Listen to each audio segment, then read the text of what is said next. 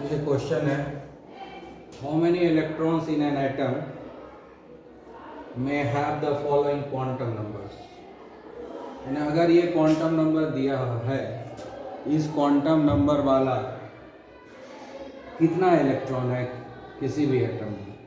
जैसे first case है, ये कहता है कि प्रिंसिपल क्वांटम नंबर 4 है और स्पिन क्वांटम नंबर -1/2 है। तो प्रिंसिपल क्वांटम नंबर 4 और स्पिन क्वांटम नंबर -1/2 है ना, वाले कितने इलेक्ट्रॉन हो गए, इस दोनों के कॉम्बिनेशन में कितना इलेक्ट्रॉन आएगा। ठीक है, तो हमको देखना पड़ेगा कि पहले टोटल कितना इलेक्ट्रॉन होता है, तभी तो पता चलेगा ना ये, क्योंकि स्पिन क्वांटम नंबर -1/2 ही है। तो टोटल जितना भी इलेक्ट्रॉन होगा उसमें से 50% इलेक्ट्रॉन का +1/2 होता है और 50% का -1/2 होता है। जितना भी इलेक्ट्रॉन होगा प्रिंसिपल क्वांटम नंबर 4 में, उसमें से 50% +1/2 और 50% -1/2 होगा। तो पहले ये पता करना होगा कि क्वांटम नंबर 4 होने के बाद कितना इलेक्ट्रॉन हो सकता है। तो नंबर ऑफ इलेक्ट्रॉन कैलकुलेट करने का क्या है, नंबर ऑफ इलेक्ट्रॉन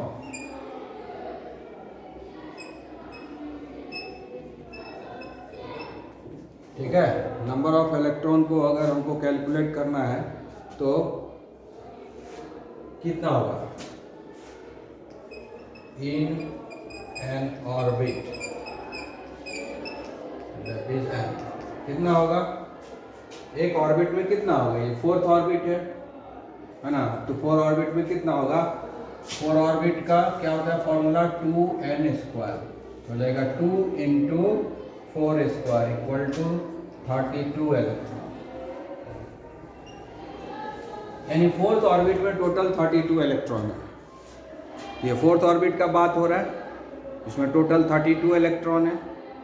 तो 32 इलेक्ट्रॉन में से 16 इलेक्ट्रॉन +1/2 होगा और 16 इलेक्ट्रॉन -1/2 होगा, क्योंकि 50% इलेक्ट्रॉन का क्लॉकवाइज स्पिन होता है और 50% का anti clockwise.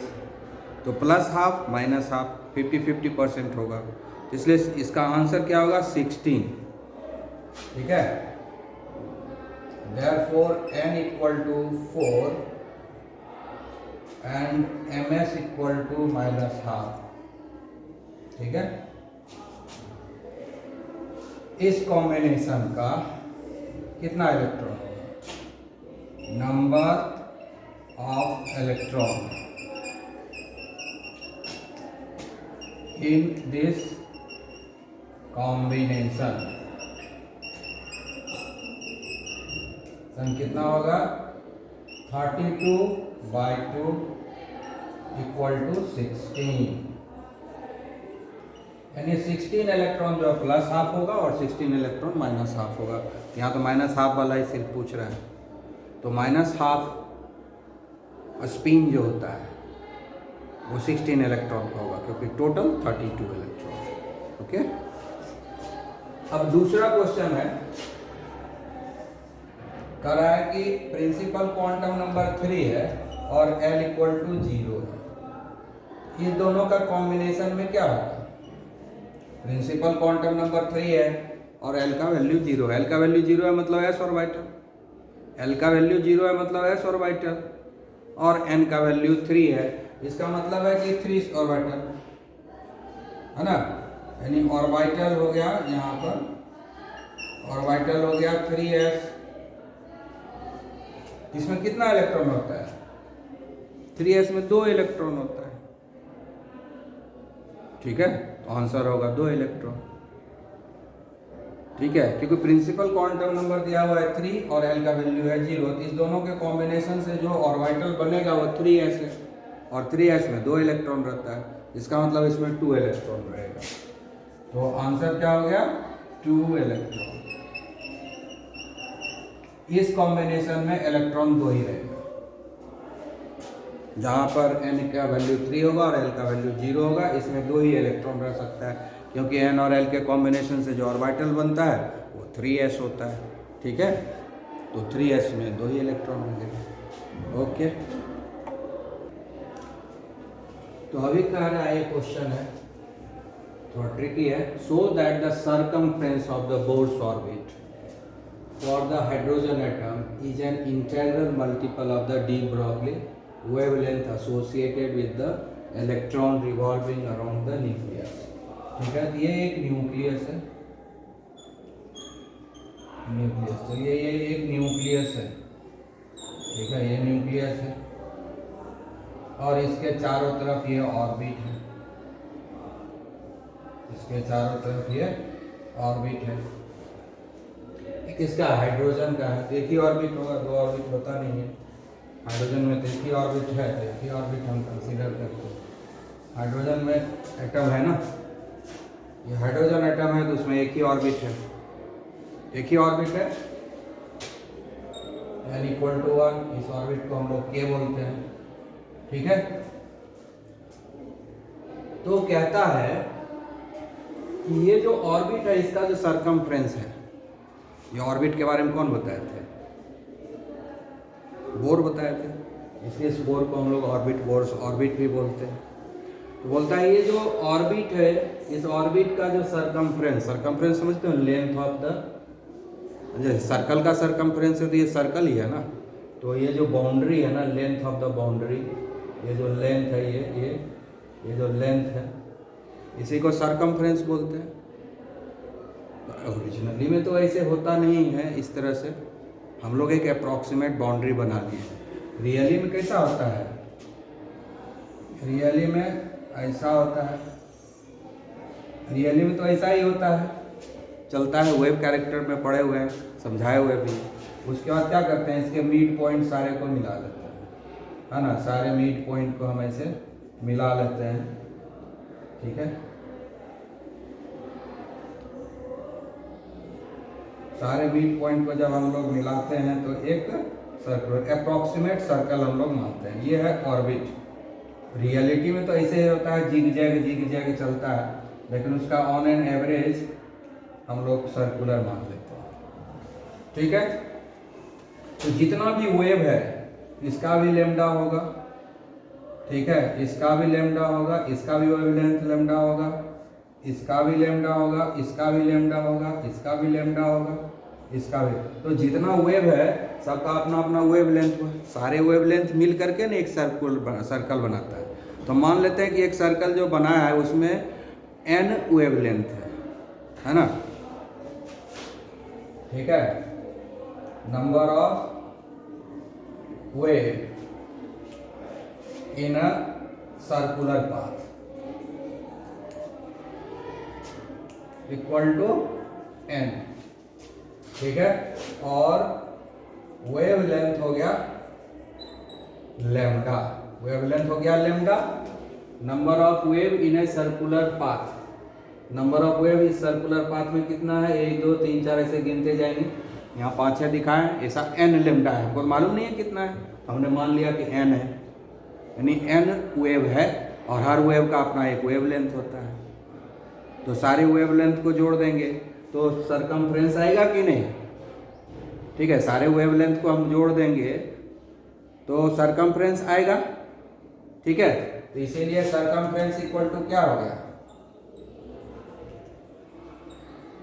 Circumference equal to n lambda होगा. एक लैम्डा एक वेव को रिप्रेजेंट कर रहा है तो n लैम्डा n वेव को रिप्रेजेंट करेगा. इस सर्कुलर पाथ में कितना वेव है? n वेव है और एक वेव को रिप्रेजेंट करता है लैम्डा. तो n वेव को कितना, n वेव को रिप्रेजेंट करने के लिए क्या चाहिए? n लैम्डा चाहिए. एक वेव को रिप्रेजेंट लैम्डा करता है तो n वेव को रिप्रेजेंट कौन करेगा? n lambda. और यही तो हो गया सरकमफ्रेंस. ठीक है, तो इधर से हमको सरकमफ्रेंस n लैम्डा मिल गया है. अब प्रूव करना है कि ये जो n लैम्डा है, ठीक है ना, दूसरे तरीके से जो हम सरकमफ्रेंस निकालेंगे उसके बराबर होगा. ठीक है, तो बोर्स का जो बोर्स मॉडल, अब अकॉर्डिंग टू बोर्स मॉडल क्या दिया हुआ है? बोर मॉडल क्या दिया है? MBR equal to n into h by 2 pi. n into H by 2 pi. यही है बोर्स मॉडल, बोर्स मॉडल में ये पढ़ा हुआ है, ठीक है ना। एंगुलर मोमेंटम जो है इंटीग्रल मल्टीपल ऑफ ये n जो है नंबर ऑफ ऑर्बिट है, तो हमको उस फॉर्मेट में लाना होगा mvr। अब जो है, अब आप देखिए ये इक्वेशन ये एक हो गया, इक्वेशन 1 हो गया। फिर according to de Broglie lambda equal to h by m v होता है, lambda equal to h by m v, ठीक है। तो यहाँ एम वी है ना, ठीक है। तो इस दोनों को हम लोग यूज करेंगे। ये दो इक्वेशन है, तो डी ब्रॉगली से रिलेशन करना है ना, इसलिए डी ब्रॉगली भी लिखे। अब इस इक्वेशन 1 से हमको क्या मिलेगा, इस इक्वेशन 1 से, ठीक है, फ्रॉम इक्वेशन 1, ठीक है, क्या मिलेगा, 2 पाई को इधर ले आते हैं, मिल जाएगा 2 पाई आर, 2 पाई को उठा के इधर ले आएंगे, 2 पाई को इधर ले आएंगे 2 पाई, और एम बी को इधर ले आएंगे, equal to N into H by M B, ठीक है। इक्वेशन 1 से हमको मिल गया 2 pi R equal to N into H by M B. 2 pi R क्या है, सरकमफ्रेंस, ये 2 पाई आर क्या हो गया, circumference, circumference equal to N into H by M b हो गया,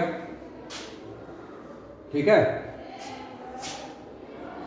इधर जो सरकमफ्रेंस एन लेमडा है, ये इसको हम यहां बिठा सकते हैं, तो उधर क्या हो जाएगा, 2 पाई आर हो गया, सरकमफ्रेंस है तो ठीक है, इसको रख देते हैं, या 2 पाई आर ही रखते हैं, सरकमफ्रेंस तो वही है। अब देखिए h ये हो गया 2 pi R N into H by M B. H by M B का वैल्यू लेमडा हम दे देते हैं, अपने आप आ जाएगा, कुछ लिखने की जरूरत नहीं पड़ेगी। तो यहाँ पर आ गया हमारा 2 pi R equal to N, H by M B क्या हो गया, लेमडा,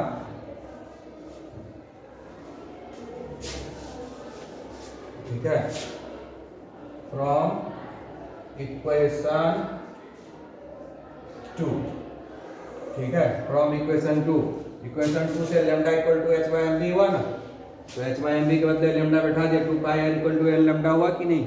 ये क्या है, सरकमफ्रेंस, ये भी सरकमफ्रेंस, तो सरकमफ्रेंस क्या है, एन लेमडा, सरकमफ्रेंस क्या हो गया, एन लेमडा, इधर 2 पाई आर, तो सरकमफ्रेंस नहीं होगा, इंटीग्रल मल्टीपल ऑफ वेवलेंथ। ये तो पूछ रहा है an integral multiple of the de Broglie wavelength, क्या कह रहा है कि सरकमफ्रेंस जो है वो एन लेमडा हो, ठीक है।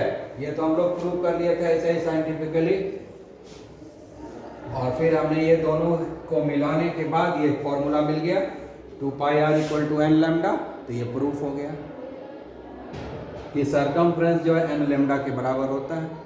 एन लेमडा का मतलब क्या हो गया, इंटीग्रल मल्टीपल ऑफ वेवलेंथ। तो 2 पाई आर के बदले हम क्या लिख सकते हैं, circumference equal to N into wavelength, ये इसी को हम लोग बोलते हैं integral multiple, integral multiple of wavelength. यही तो हमको प्रूव करना था, इंटीग्रल मल्टीपल ऑफ वेवलेंथ। यही प्रूव करने के लिए कहा गया था, हमने प्रूव कर दिया। Okay, have a nice day.